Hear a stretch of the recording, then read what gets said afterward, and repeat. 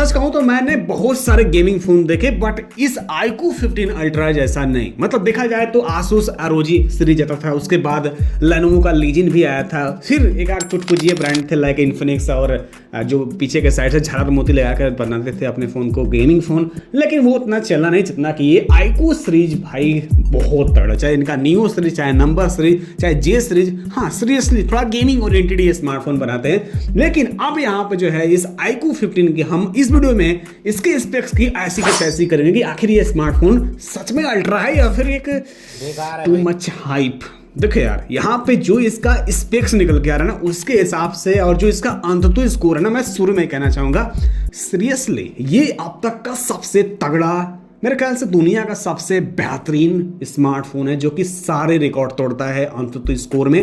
भाई 45 लाख का अंततः स्कोर, जो कि मेरे ख्याल से इस स्नैपड्रैगन 8 एलीट Gen 5 के साथ अब तक का सबसे बीहड़ स्मार्टफोन, या फिर कहूँ बाहुबली, मतलब छोटा शब्द पड़ जाएगा लेकिन इसकी तारीफें कम, आप समझिए। और बची खुची बात इसके प्राइस को लेकर, हाँ थोड़ा सा आपके फेफड़े हिल सकते हैं लेकिन हाँ कुछ ज्यादा नहीं है, बस इतना समझिए जो दे रहे हैं उसके हिसाब से ले भी रहे हैं। अब देखिए यहाँ पे हम सबसे पहले इसके डिजाइन को समझते हैं। डिजाइन काफी स्लीक है, काफी स्मूथ है, कैमरा मॉड्यूल थोड़ा सा बड़ा देखने को मिलेगा, ट्रिपल कैमरा का सेटअप, आगे के साइड से फ्लैट डिस्प्ले, मेटल का फ्रेम, पीछे के साइड से फाइबर ग्लास और भाई एग्जॉस्ट फैन की व्यवस्था। नहीं मतलब कहा जाए तो यही है ना, मतलब जिस प्रकार से एग्जॉस्ट फैन गर्म हवा बाहर निकाल के फेंकता है, ठीक इसी प्रकार से यहाँ पे भाई कूलिंग फैन लगाया जा रहा है। मतलब यूं कहूं तो आप समझिए कि एक मिनी कूलर आपके घर में जैसे होता है, ठीक ऐसे इस फोन में लगाया गया है, जो कि अंदर के जो मदरबोर्ड या फिर सीपीयू जब गर्म होगा तो गर्म हवा अंदर से बाहर की तरफ फेंकेगा। ये एक व्यवस्था नेक्स्ट लेवल है और नेक्स्ट कूलिंग सिस्टम भी है, मैं कह सकता हूँ एक नया इनोवेशन एक फोन में, और इस हिसाब से इस फोन में फिट किया गया है ना, जो कि आपको दिखेगा नहीं नॉर्मली। मतलब जो कैमरा मॉड्यूल है ना, वहां पे नीचे साइड से हल्का सा 3 यहाँ पे पोर्ट दिए गए हैं जहां से ठंडी हवा बाहर के अंदर की तरफ जाएगा और एक साइड से यहाँ पे फ्रेम से होते हुए निकल जाएगा। तो मेरे ख्याल से ये टेक्नोलॉजी भाई सीखना चाहिए, ऐसा नहीं भाई अंकी पंखी कहीं भी फिट कर दें। तो कुल मिलाकर डिजाइन काफी अति सुंदर लगा मुझे। ऐसा नहीं कि भाई नथिंग की तरह कैमरा चाहे नहीं तय फेंक दो और पेल दो, कहो कि नया डिजाइन नहीं, मतलब सीरियसली कुछ ऐसा ही होता है भाई नथिंग के साथ। लेकिन यहाँ पे बहुत ही तगड़ा मुझे डिजाइन लगा और भाई साइज यहाँ पे फोन का काफी ज्यादा निकल के आती है। अब पोर्ट्स और बटन्स की हालचाल समझते हैं तो आपको IR sensor, studio speaker with Dolby Atmos support, under display fingerprint scanner, वो भी अल्ट्रासोनिक वाला, इवन 3D अल्ट्रासोनिक वाला, साथ में डुअल इनो सिम स्लॉट, वो सारी चीजें की व्यवस्था इस फोन में आपको बराबर देखने को मिलेगी। तो यहाँ कोई कमी कटौती देखने को नहीं मिलने वाली, तो फुलफिल। उसके बाद बात करते हैं यहाँ पे डिस्प्ले प्रॉपर्टीज में, मेरे ख्याल से नेक्स्ट लेवल है। मतलब 2K रेजोल्यूशन भाई, इतना समझिए कंटेंट देखेंगे ना तो वो काफी मजा आएगा। 6.8 इंचेस का बड़ा डिस्प्ले, फ्लैट, साथ में एक LTPO एमुलेट जो कि एक 10 बीट का रहेगा, साथ में आपको 144 हर्ट्ज रिफ्रेश रेट और 5000 निट्स जो है पीक ब्राइटनेस देगा। पूछना भैया हम नहीं भूल जा रहा है। सच में काफी लिस्ट लंबी चौड़ी है, यूं समझिए कि काफी चमकदार और साथ में स्मूथनेस में काफी बाप ये स्मार्टफोन होने वाला है। अब मेरे ख्याल से बहुत ही बेहतरीन है। वैसे भी अब ज्यादा स्मूथनेस लेकर करेंगे क्या, जब आपको ब्राइटनेस और वॉल्यूम ही एडजस्ट करना है रात को 11 बजे, समझ रहे हो।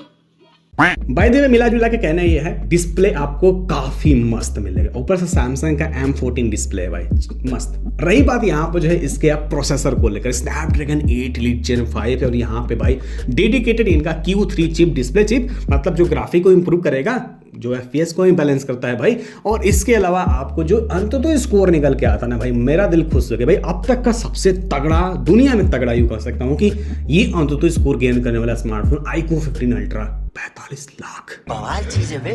तो आप इससे अंदाजा लगा सकते हैं कि ये फोन कितना पावरफुल होने वाला है। अब बात करते हैं यहाँ पे OS और UI सेक्शन को लेकर। भाई यहाँ पे Android 16 मेरे ख्याल से 5 साल का मेजर अपडेट यहाँ पे ये लोग तय करेंगे। साथ में आपको मिलने वाला यहाँ पे Origin OS। मुझे याद है कि भाई जब तक ये फन टच OS था ना साथ में, मतलब ये फोन बाप होकर भी बच्चा लगता था, मतलब UI सेक्शन से। लेकिन जब ये Origin OS आया ना भाई 6 वाला, तब से ये बाप बड़ा बाप बन गया। हाँ, UI सेक्शन काफी मजबूत हो चुके हैं, बहुत सारे AI फीचर्स भी देखने को मिलेंगे। कुल मिला के यूजर एक्सपीरियंस भी आपका टॉप नॉच का बन जाता है इस Origin OS के साथ। रही बात यहाँ पे इसके बैटरी पैक और चार्जर, बैटरी कहूंगा कि मतलब 10,000 mAh का बैटरी। अब तो देखो लत तो लगी रही है ना भाई, Realme P4 पावर वाले दे रहे हैं यहाँ पे 10,000 mAh की बैटरी। अब हम इससे बहुत सारा पैसा खर्च कर रहे हैं तो कम से कम 8-9 तो मिल ही जाना चाहिए था, बट यहाँ पे 7000 की व्यवस्था की गई, 7000 mAh की बड़ी बैटरी, साथ में 100 वाट का जो है चार्जर, और बड़ी व्यवस्था यहाँ पे है वायरलेस चार्जिंग की। मे भी यहाँ पे कंफर्म तो नहीं है, बट यहाँ पे 50 वाट मेरे ख्याल से निकल के आने वाला है। तो भाई यहाँ पे बैटरी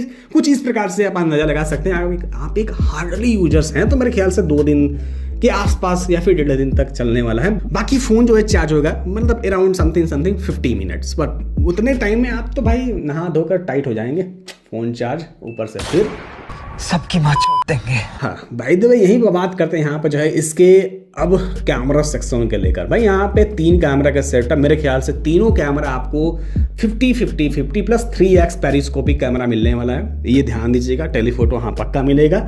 इसके अलावा आगे की साइड से 32 मेगापिक्सल कैमरा ओरिएंटेड स्मार्टफोन तो उतना मैं कह नहीं सकता कि होगा, लेकिन जो भी रहेगा भाई वीवो की कलर साइंस से लोग यूज करते हैं तो अच्छा ही आपको कैमरा देखने को मिलेगा। बट अभी के टाइम पे कुछ मैं इस पर कंफर्म अपना ओपिनियन नहीं दे सकता हूँ कि हाँ 200 मेगापिक्सल मेन रहेगा कि 50 मेगापिक्सल, बट ये समझिए कि हाँ camera according to price balance होने वाला है, डिसेंट टाइप होने वाला है अकॉर्डिंग टू प्राइस, ज़्यादा नहीं। मतलब ये समझिए डिसेंट ऐसे ये मत समझ लीजिए कि भाई 20-25 हज़ार वाले जो स्मार्टफोन होते हैं वैसा नहीं, यहाँ पे जो प्राइस है उसके हिसाब से बेहतर ही देखने को मिलेगा। तो कैमरा का थोड़ा सा आप पेंडिंग में डाल दीजिएगा। और भाई रैम रोम टाइप तो मैं भूल ही गया भाई, अल्ट्रा नाम दी है तो उस हिसाब से अल्ट्रा वाली चीज़ें भी कॉम्बिनेशन बना रही है, जैसे कि आपको LPDDR5X RAM type and UFS 4.1 का कॉम्बिनेशन, जो कि मेरे ख्याल से बहुत अच्छा है। आप तो 16 GB रैम ऑप्शन देंगे मेरे ख्याल से।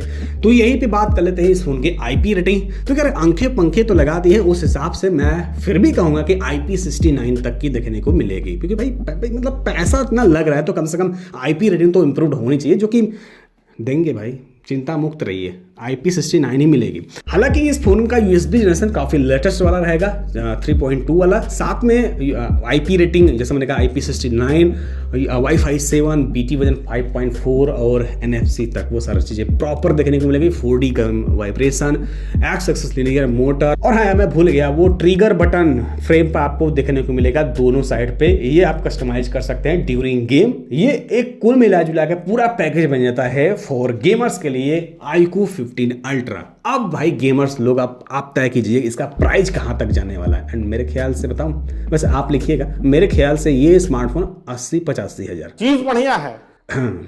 हाँ गुरु, इतना ही मेरे ख्याल से जाने वाला है। और फोन में कमी की बात की तो मेरे ख्याल से नहीं, उतना तो कोई कमी देखने को नहीं मिलता है। और मेरे ख्याल से ड्यूरिंग सेल, मतलब जो Flipkart BBD sale, Republic Day से तो बीती गया, उस टाइम पे ये स्मार्टफोन मेरे ख्याल से 65-70 हज़ार रुपये के आसपास मिलने वाला है। तो हो सकता है आप थोड़ा वेट कर लीजिएगा, नहीं आपके अंदर है भाई पूरा क्यूरियोसिटी कि नहीं लेना ही है अभी, तो यू कैन बाई इट यार।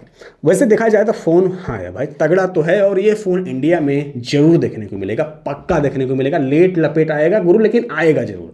वैसे मिलते हैं नेक्स्ट वीडियो में, और आपको कोई और सवाल वगैरह में कमेंट बॉक्स में जरूर लिखिएगा, और चैनल तो सब्सक्राइब करते चलिएगा गुरु, कुछ तो आपको मिला होगा। तो चलते हैं।